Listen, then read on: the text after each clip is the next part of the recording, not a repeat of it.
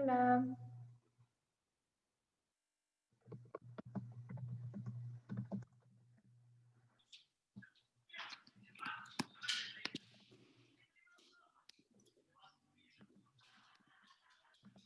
A ver, intento compartir pantalla.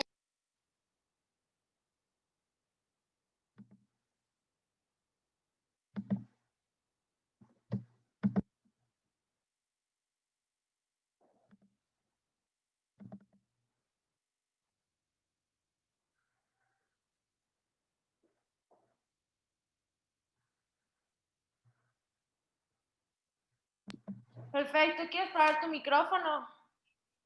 Sí, creo que sí me escucho, ¿no? ¿O no? Sí, perfecto. ¿Y sí se ve la presentación completa? Sí. Ok. Muy bien, bienvenidos todos. Muchas gracias por estar hoy aquí con nosotros. Muchas gracias, Sofía, por este espacio. Me gustaría presentarte. Sofía Sánchez, licenciatura en Comunicación Humana, Terapia del Lenguaje, Aprendizaje y Audición en la Universidad de las Américas. Cursando maestría en Cognición Musical en la Universidad Nacional Autónoma de México, UNAM. Muchas gracias, Sofía. Si quieres empezar, adelante.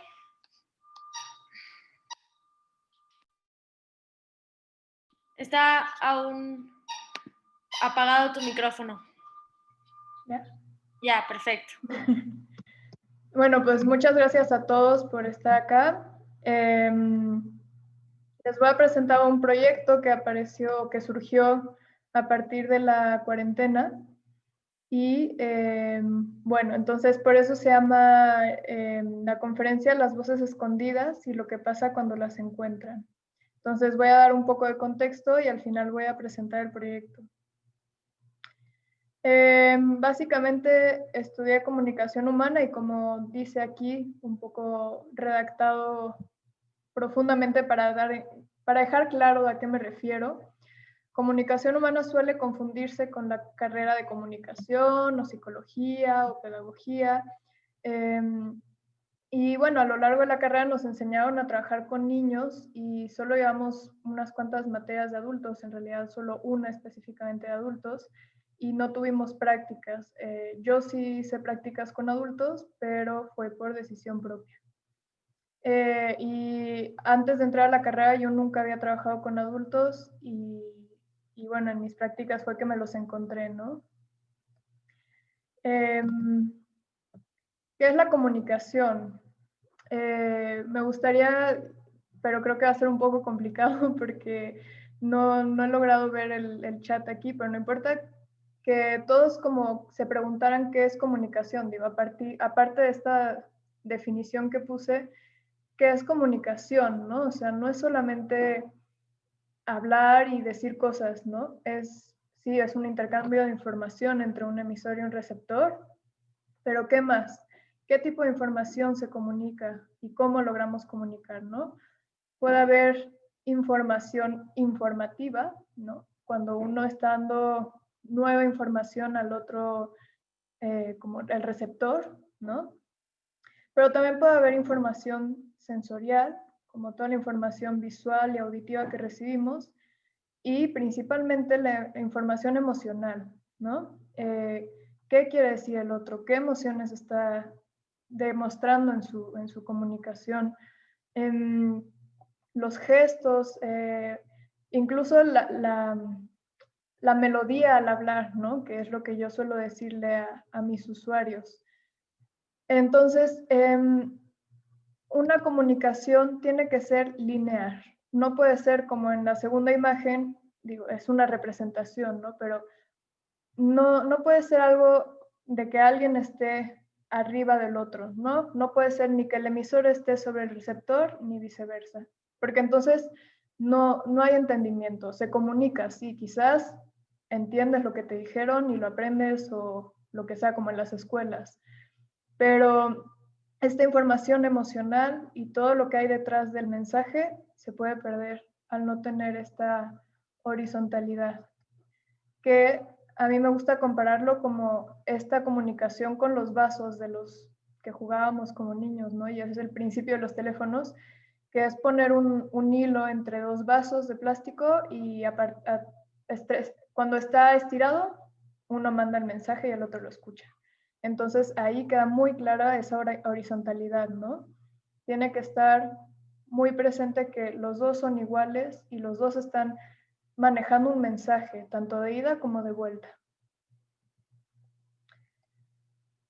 Entonces, no solo es la línea paralela, sino también uno tiene que estar dispuesto a recibir y a dar, ¿no?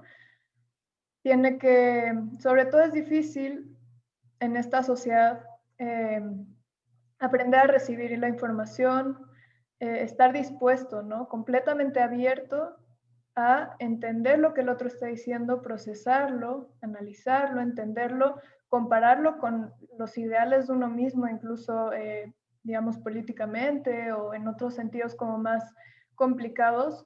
Uno tiene que escuchar al otro a tal nivel y con tales herramientas que ese mensaje no se pierda, ¿no? Y dar una respuesta a partir de ese análisis calmado. Entonces, bueno, de regreso a la carrera, lo que nos enseñaban con los niños era la parte de articulación, aprendizaje, emociones, y al final, el último año fue cuando apareció la temida materia de adultos, ¿no?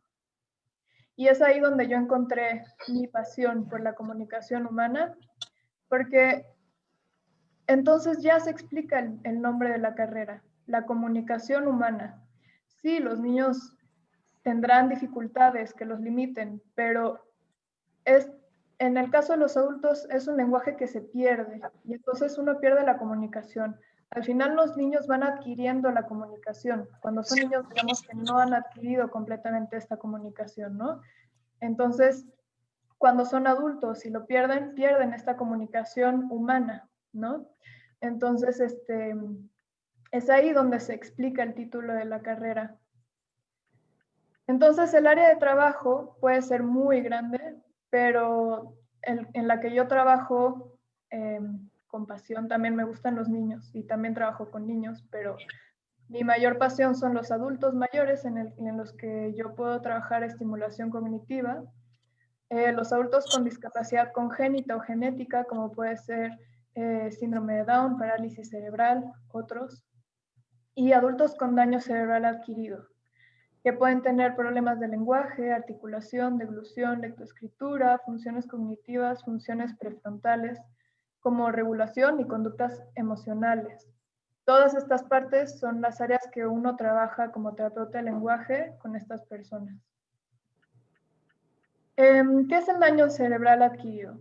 No quiero hacer esta presentación muy técnica, pero es importante definir algunas cosas. Entonces voy a leer la definición de FEDACE, que es una Federación Española del Daño Cerebral Adquirido, pues bastante importante. Entonces lo voy a leer.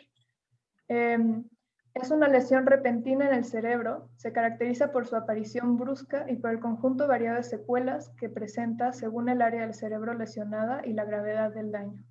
Estas secuelas provocan anomalías en la percepción, alteraciones físicas, cognitivas y emocionales. Entonces, como yo ya dije, hay muchas áreas en las que se puede trabajar con el daño cerebral adquirido. ¿Cuáles son algunos de los tipos de daño cerebral adquirido? El ictus, el accidente cerebrovascular, evento vascular cerebral, tiene muchos nombres. Hoy en día se sabe que debe conocerse como enfermedad vascular cerebral o comúnmente ictus, para generalizar todo lo que involucra. El traumatismo cráneoencefálico, las enfermedades de ahorita con los nervios se me olvidó el nombre, pero puede ser como la ELA, como la esclerosis lateral amiotrófica, como la esclerosis múltiple, los tumores, las infecciones u otros tipos de daño. Entonces, lo que es importante entender de esta definición es que es un daño que se adquiere. Uno creció normal y en algún punto de su vida algo pasa que altera su normalidad, ¿no? Tienen una nueva vida.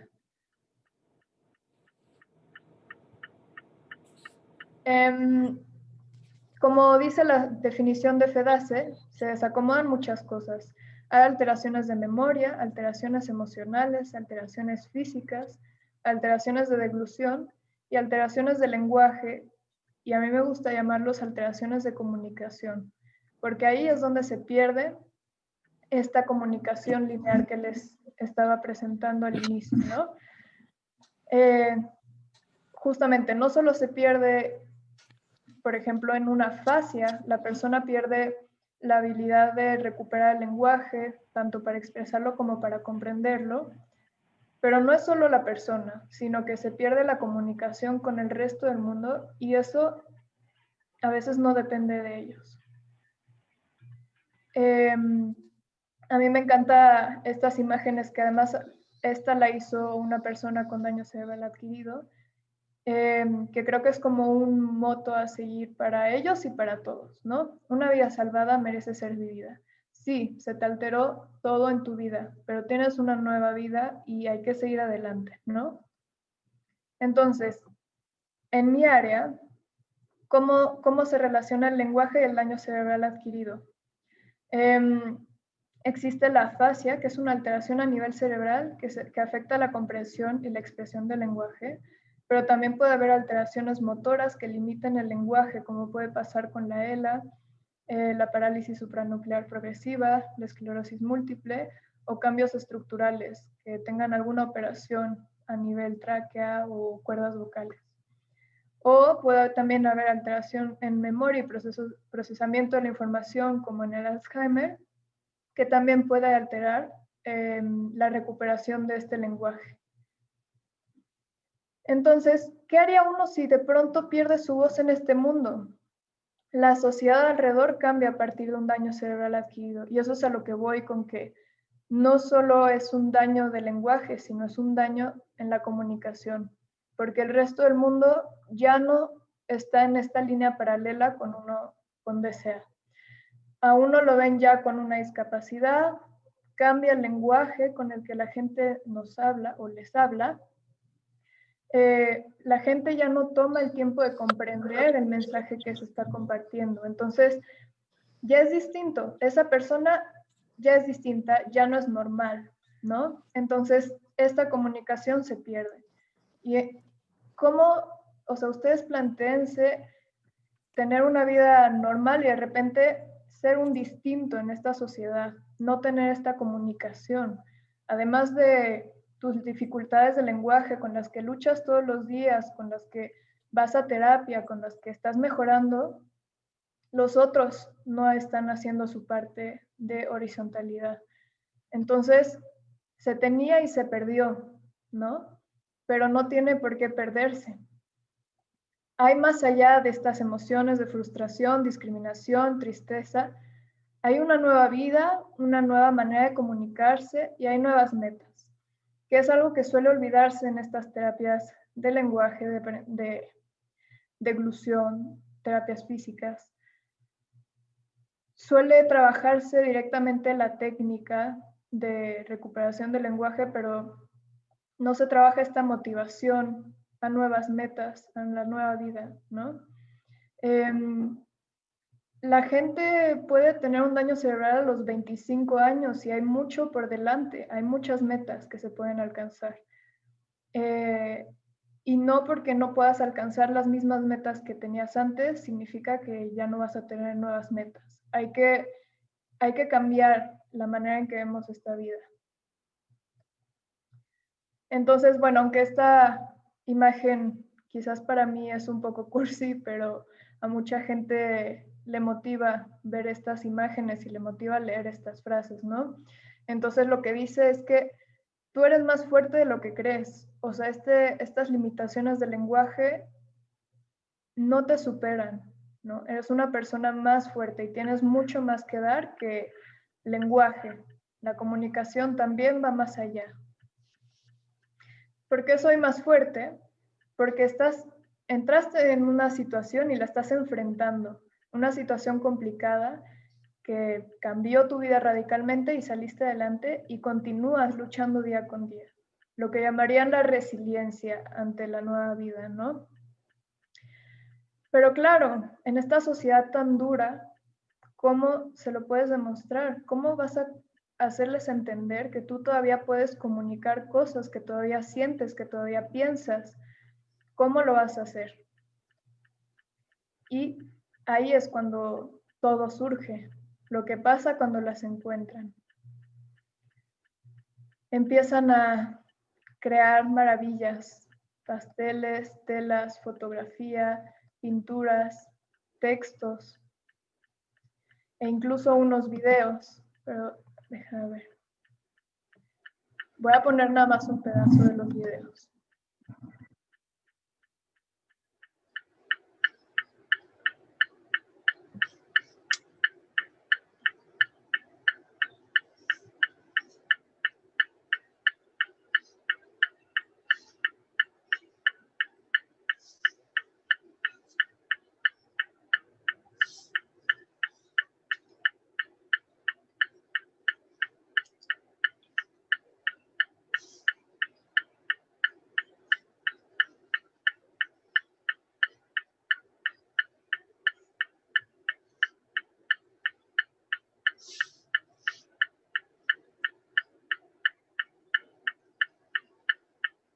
Bueno, y ahora este otro.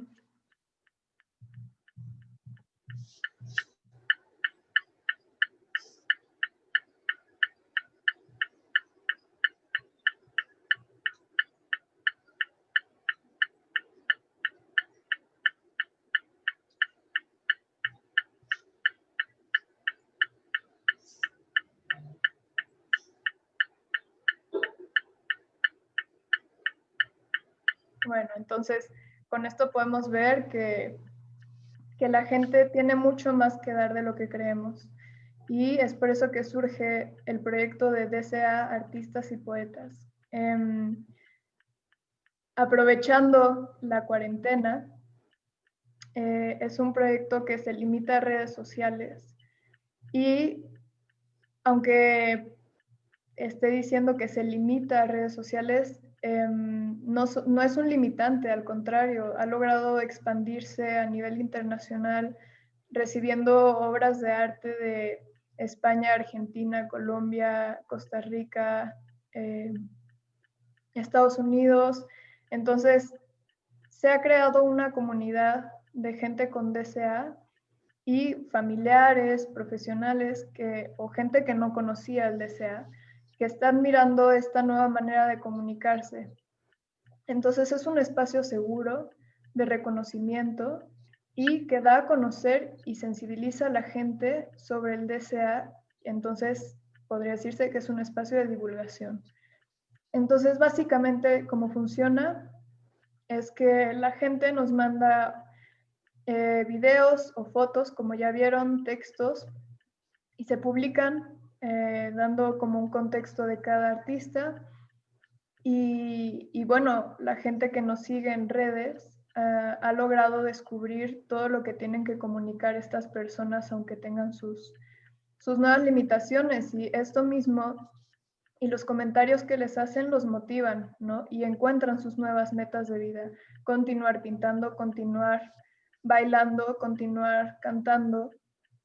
Y no solo eso, sino que también resulta que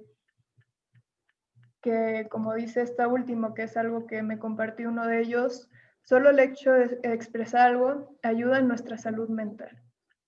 Entonces, comúnmente cuando una persona tiene un daño cerebral adquirido, quizás reciba terapia física o de deglución porque es lo más preocupante y el lenguaje se deja a un lado o la parte emocional se deja a un lado o incluso cuando tienen un problema de lenguaje es más difícil trabajar la parte emocional por pocas herramientas que se tienen para la comprensión, para la comunicación una vez más.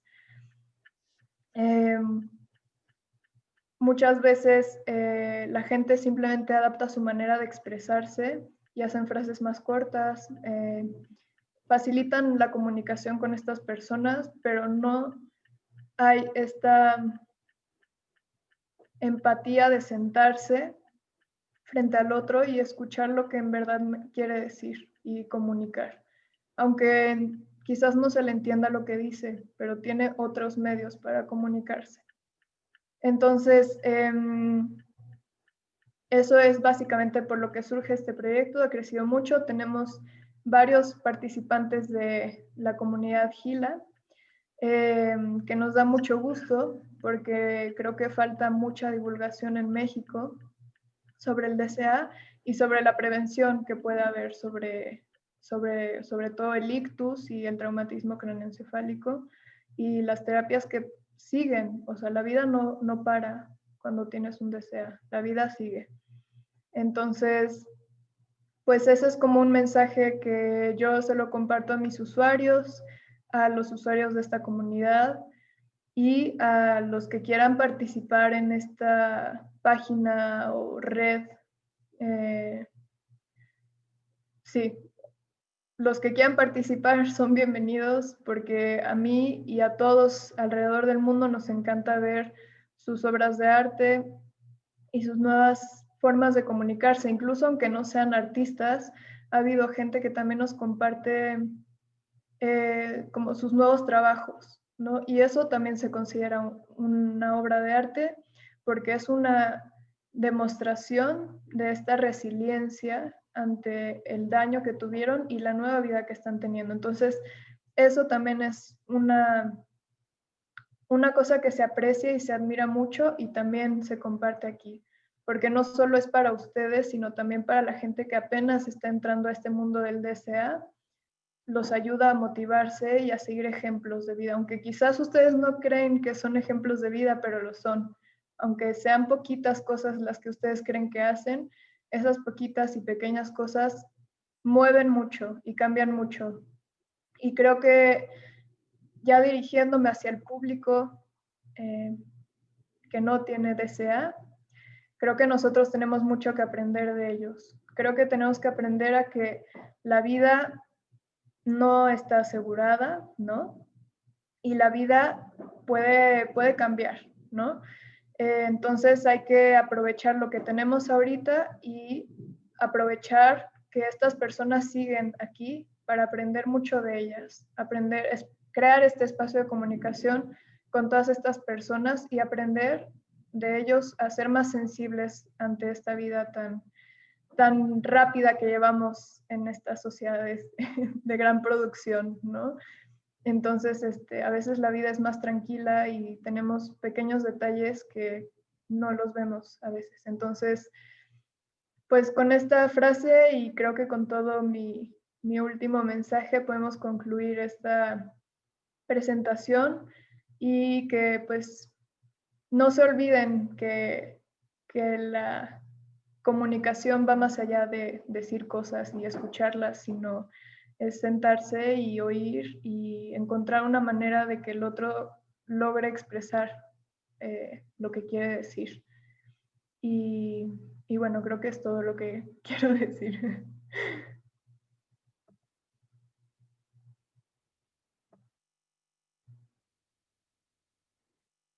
No sé si alguien tiene como preguntas o no sé.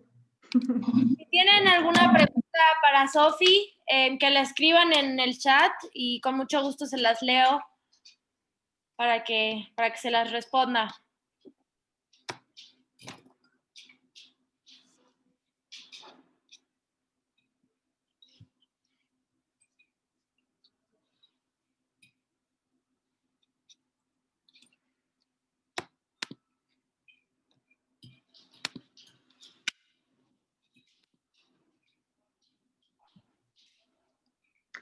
El comentario que pone la doctora Jacinta, bueno, la doctora Jacinta es una persona muy admirable que tuvo un DCA y ahorita ya terminó su doctorado en psicoanálisis, es una psicoanalista activa y ella y yo estamos haciendo un proyecto en el que estamos buscando divulgar la importancia de comunicar estas emociones. Las jornadas que estamos teniendo se llaman afasia y depresión, que nos han hecho comentarios de que quizás suena un poco triste el nombre, pero no es tanto por ahí, sino más bien la importancia de entender que existen las emociones y que cuando hay afasia quizás no encuentran las palabras y hay que encontrar cómo sacar esas emociones, ¿no? Y cómo las terapeutas y los familiares y todos los que rodean a estas personas con afasia tenemos que estar a su nivel para encontrar cómo vamos a expresar estas emociones. Aquí, Sof, tenemos una pregunta de Paulina Seguí, que pregunta, ¿hay artistas que les ayudan a realizar lo que quieren expresar? Pues eso me encantaría. Ahorita con las limitaciones por la contingencia es un poco difícil, pero sí, digamos que la tirada, diciéndolo de una manera informal, es sí crear algún tipo de talleres, ¿no? Talleres en los que además se puedan reunir esta comunidad de personas y se puedan apoyar los unos a los otros, ¿no? También algo que he aprendido que están por aquí, Afasia Vital, es un grupo de personas con afasia que se reúnen y son personas de todo el mundo. Entonces, cuando se reúnen hay este entendimiento de no estás solo, quizás tú no puedes hablar, pero el otro tampoco, ¿no? Y quizás puede ser divertido incluso porque uno dice una cosa y el otro ya entendió lo otro y se hace como un enrollo ahí, pero justo creo que ese sentido de comunidad es muy importante y me encantaría que una vez que esta contingencia termine, pudiéramos organizar algún taller con profesionales en el área. Gracias, Sof. Aquí pregunta Carlos López. Dice, gracias, Sofía. ¿Cómo podemos apoyar el esfuerzo de DC Artistas? Además de divulgarlo por redes sociales. Pues justamente creo que la base es redes sociales, pero también motivar a las personas cercanas que conozcan con DCA, ¿no?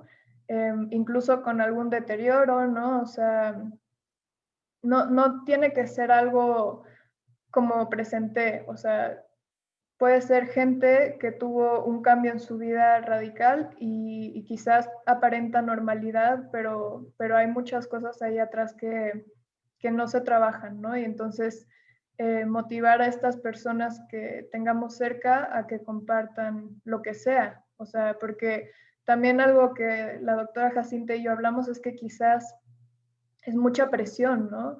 Como qué miedo que me vayan a ver o escuchar en otros lados, pero es una comunidad, entonces compartírselo a estas personas y hacerles sentirse seguros de lo que pueden compartir y que no va a pasar nada si comparten sus cosas. Gracias, Sof. Pregunta, aquí Mario Moreno te manda saludos de parte de Emma. Dice, gracias por la difusión de mis trabajos. Y Mauricio Sánchez te pregunta, ¿se puede utilizar a la lectura en voz alta como una forma de taller de comunicación? Lectura de cuentos, poemas, parte de novelas. Sí, claro, es parte de la terapia que yo manejo, ¿no? No solo por la parte bonita de que te cuenten un cuento, ¿no? Sino la parte también del lenguaje, contar un cuento, ¿no? Y escribirlo y tú leerlo y esta parte es súper importante para el lenguaje. Hay muchos elementos dentro del cuento y la lectura en voz alta que ayudan a la recuperación del lenguaje y al manejo emocional, ¿no? Entonces, incluso si hay una persona que tiene miedo a los espejos, harías un cuento inventado sobre una persona que tiene miedo a los espejos para que la que tiene miedo a los espejos lo lea y pueda expresar este miedo, ¿no? Entonces es una herramienta súper buena también para expresar cosas que no se expresan normalmente. Muchas gracias, Sof. Pues creo que ya son todas las preguntas. La quiero para algodón. A ver.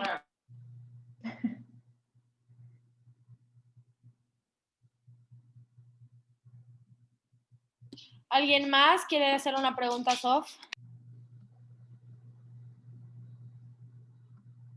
Bueno, y que sepan que por acá nos acompaña gente muy valiosa. Afasia, estás alzando la mano, ¿correcto? Ella es una de las grandes personas. Okay, sí. Que no es algodón, Solicito para activar tu audio. Puede ser como lino, ¿no? Te va a salir un mensajito, Caro. No sé. Ya. ¿Aló? Perdón. Muchas gracias por abrir las puertas de la depresión y la ruptura del lenguaje. Es una ruptura tremenda, pero hay salidas. Sí. Y bueno, si vieron en la presentación, uno de los tejidos que están ahí, unas telas, son de Caro, que nos compartió. Y ella es la que organiza este grupo de afasia vital que les digo. Bueno, ahí está su nombre, pero es la que suele organizar estos grupos de gente con afasia. Entonces, pues, muy admirable. Gracias.